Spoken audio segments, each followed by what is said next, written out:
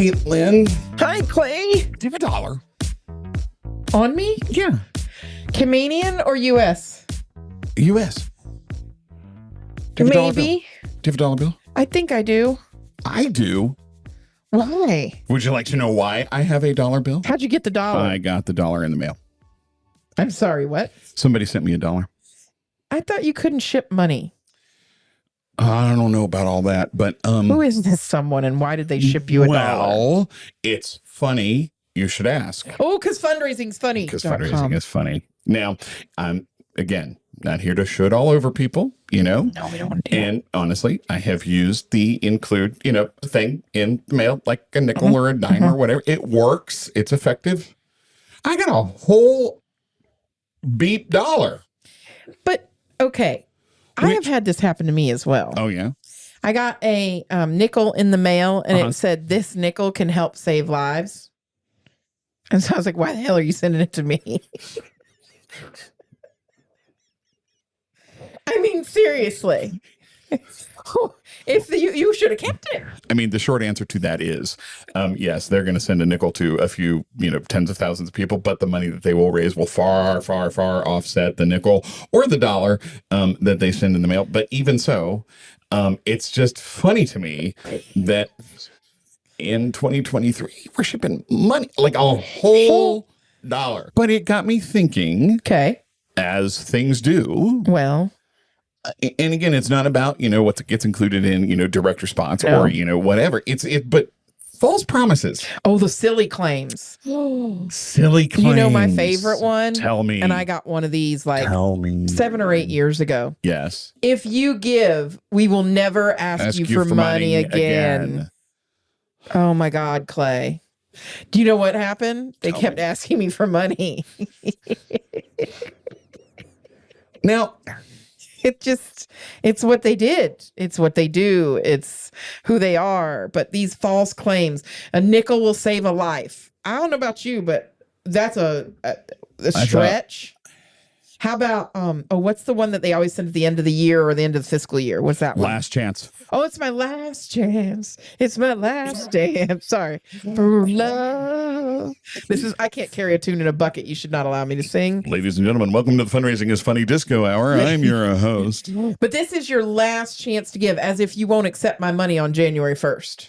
Another one is on giving sites. Like they'll $24 can allow a mother to have freeze-dried breast milk for 3 months, or $64 can provide applesauce for 6 years, and I'm always like, are those suggested amounts? How did they figure that out? That's really restricted fundraising if you want to be in ticky-tack about it. But all these claims, like all these gimmicks, like give before midnight. Now, not a match. I'm not talking about like if we get 100 first-time donors, you'll unlock $10,000. That's not what I'm talking about.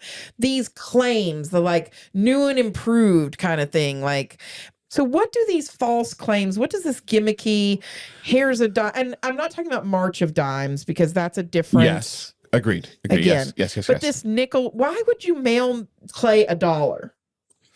Well, $1 with exactly the statement that you made, right? $1 today could feed a family for, it was something like this, so right? why are you sending it to Clay? So why are you sending it to me, number one? And number two, I'm sorry, either, their math is bad because how many dollars did you mail out? In the United States, and I'm pretty sure in Canada too, $1 is not going to feed a family for a week.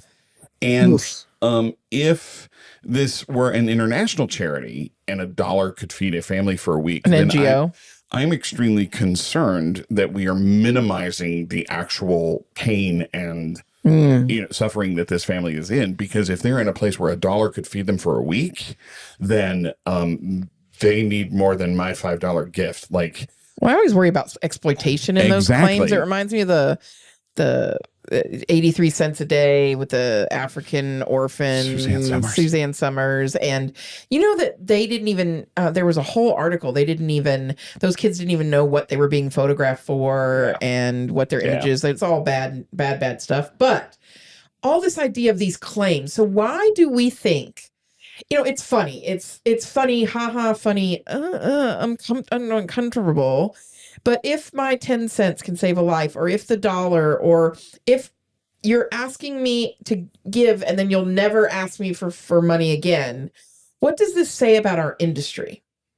Now, and again, the fundraising nerd, right? I love it. Can cite study after study and pull books and show like this urgency and, this, and quote unquote works because it raises money. Okay. From who?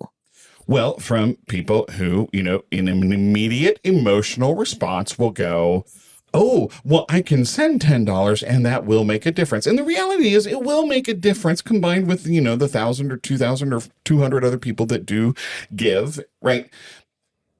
But okay, so it raises money, but is that the end goal, to raise money and hit our goals? Isn't sustainable philanthropy or sustainable generosity the goal, though? Like, so the dollar, what do they say in the communication with the dollar? Send it back to us? Send it back to us, or, add it to your gift?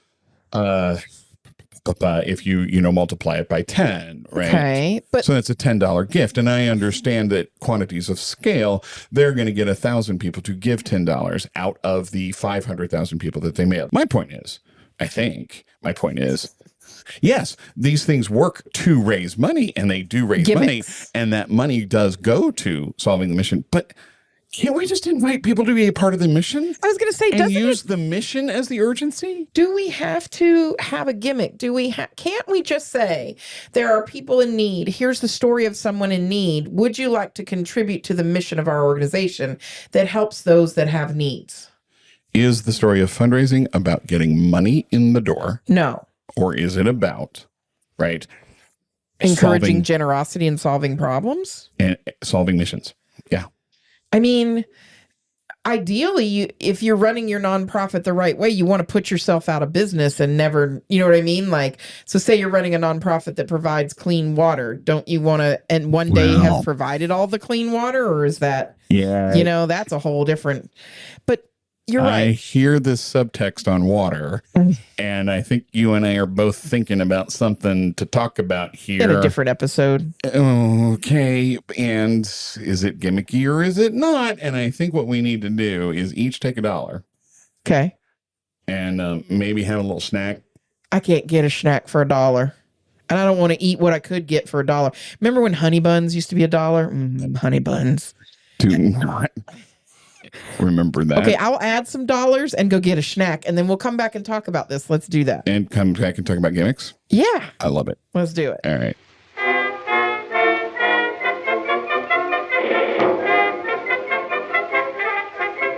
How was your snack? It was delightful. So we were talking about gimmicks. Yes. And we were talking about fundraising gimmicks and like, what is the point of fundraising? But like this whole idea of give now, deadline is at midnight.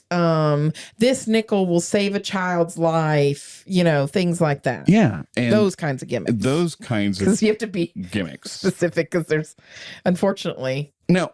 And I hear, especially when you talk about urgency, right? Especially when you talk about, give now or deadlines or, blah, blah, blah, right? And urgency does help drive response. It absolutely does. That's why we have Giving Day challenges and why they're so effective, right? That's why Giving Tuesday is effective, right? It's but many fake deadlines. Well, but here's the thing.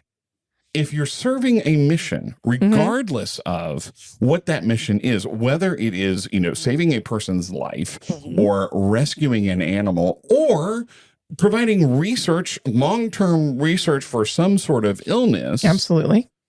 We are always in urgent mode. We are always in crisis. Well, you know what, Clay? That's something interesting that came to fruition, came to the forefront during the COVID pandemic.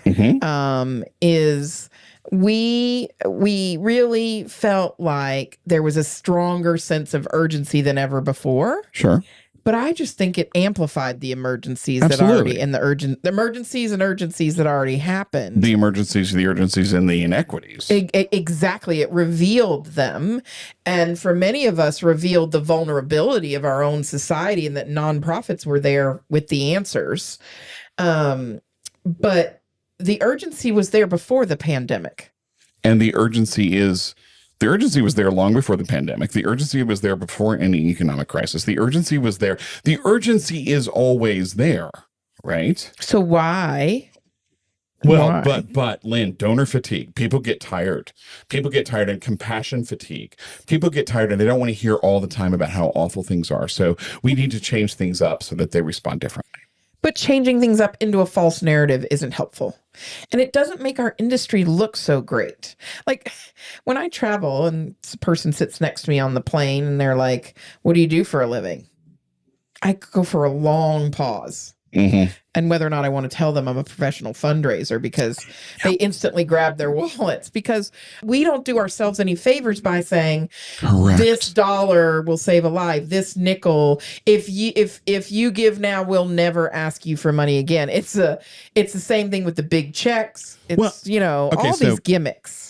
I was just going to say, They cheapen us. because you know this world a little better than I do, right? What are the gimmicks of major gifts? What are the gimmicks of capital campaigns? Big right? check presentations, Oh, God. groundbreakings, right? Ribbon cuttings. Naming conventions. Yeah, like putting somebody's name on 2/3 of a wall. Everything has gimmicks. Now, some people are going to say, well, then that's recognition. Sure, but it's also a gimmick. Big thermometers are one, but we don't use those much in higher ed and healthcare. But if I see another big thermometer and I think we stopped using those hopefully during COVID. Oh, man. But there's gimmicks for nonprofit fundraising, like, I don't know, silent auctions and galas. Did she just call silent auctions a gimmick? I did. They are. She threw it down. They are. Absolutely. They're not mission-based fundraising.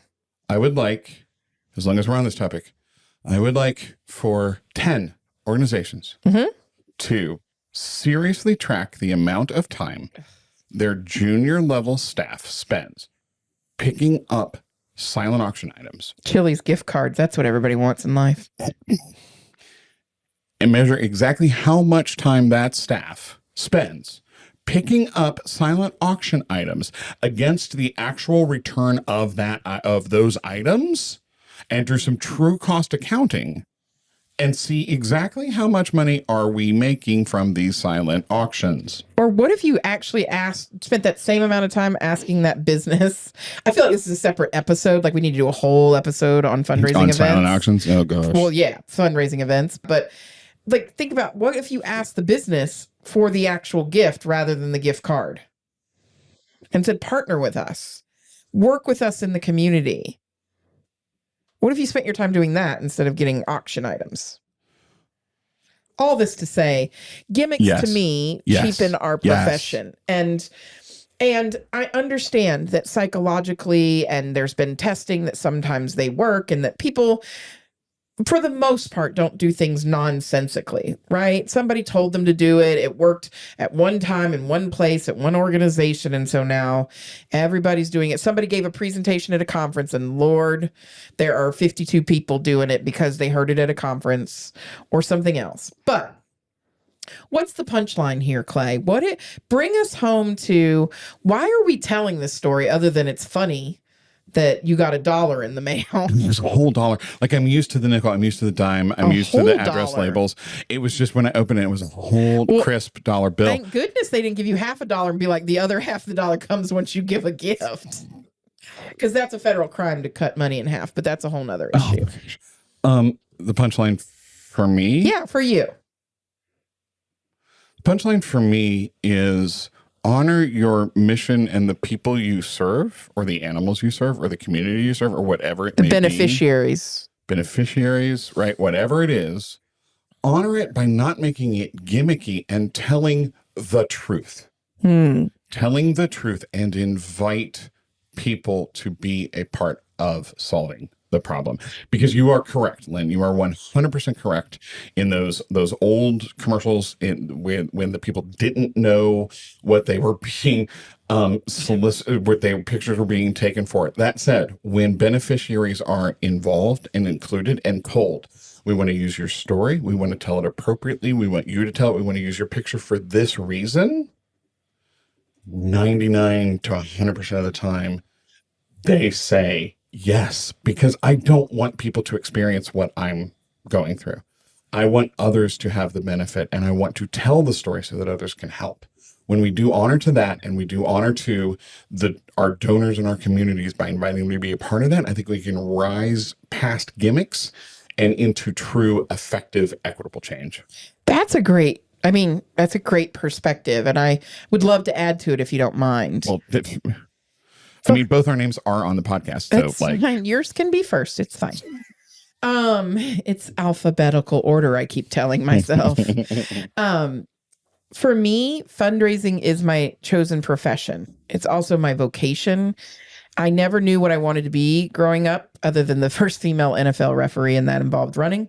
And when I found advancement work at the university, and when I found this community of people, I finally felt like I found what I wanted to do for the rest of my life, and I'm committed to it. It is my profession, though. It is my business. It is something I take seriously and have fun with. And every time we do a gimmick, every time the industry does something that is not seen as professional, it reflects on us as a profession. It makes it easier for the board member to be like, well, it's just fundraising. Anybody can do that. That's a different episode. Calm down. Ogre. Calm down, Shrek. It makes it easier. And so when we, not only do we not support our missions, but we don't support the profession of fundraising. And we don't underscore that this is an actual profession. I mean, you and we have degrees. I have a master's degree in this. You have, you know what I mean? Like this, there are PhDs in fundraising and philanthropy. This is a serious profession full of non-serious people, which is why fundraising is funny. But it is, and it should be treated as such. And so therefore we can't be so cavalier by tossing it away on gimmicks and trying tomfoolery and trickery. When we can just be sincere and vulnerable with our mission, and then trust people to be charitable. Yep. Trust them to be charitable. They will. Yep. So as I go away from this today, I'm buoyed by the people who say, I'm not going to do that. I'm leveraged. I'm not leveraged. I'm lifted up like fizzy lifting drink in Willy Wonka, and those folks lift us up and make us better rather than just repeating things that aren't ideal and aren't best practice. So, Clay, I'm going to take what you said and make sure that I work with folks that, we partner with and our clients to make sure that we honor the profession of fundraising and also honor the recipients, the beneficiaries, whether they be cat, dog, horse, rabbit, whale, human, microbe, researcher, doesn't matter, and make sure that our fundraising is not filled with gimmicks. Does that sound like a plan? To me, that sounds like a plan. I'm sitting here somewhat quietly because the way you just phrased that has really churned up some thinking and some thoughts. But I am 100% with you that let's honor the profession. Let's honor who we serve. Let's honor the missions that got us into this in the first place. And tell good stories. Tell the truth. It's always about the truth. Sounds great. What I would love to hear from our colleagues and friends is both what are the gimmicks that make you laugh? So let's all, ha. And tell us about a time when you told the truth that changed your mind or that blew your mind about how people would respond when you just got right to the truth and right to the honesty and the emotion and vulnerability of the work that we do. Share those stories with us at fundraisingisfunny.com. We're so happy you're part of our profession. We are. Yeah. Thanks, Clay. I'm leaving this conversation buoyed. There you go. Have a good one. Take care, everybody.